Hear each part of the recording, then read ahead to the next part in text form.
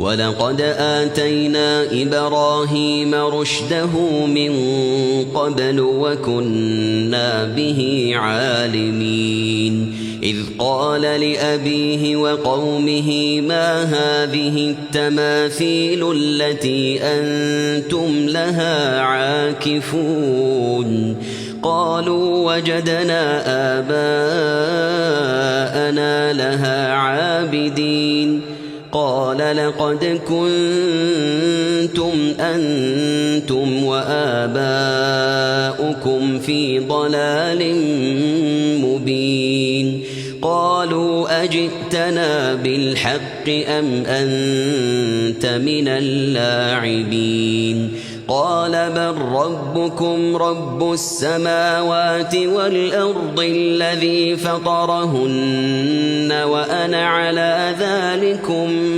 من الشاهدين وتالله لأكيدن أصنامكم بعد أن تولوا مدبرين فجعلهم جذاذا إلا كبيرا لهم لعلهم إليه يرجعون قالوا من فعل هذا بآلهتنا إنه لمن الظالمين قالوا سمعنا فتى يذكرهم يقال له إبراهيم قالوا فأتوا به على أعين الناس لعلهم يشهدون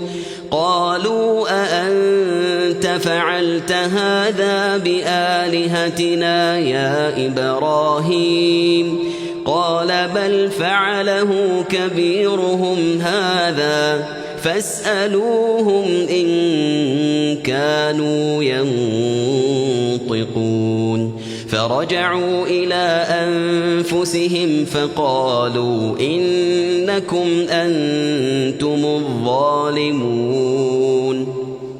ثم نكسوا على رؤوسهم لقد علمت ما هؤلاء ينطقون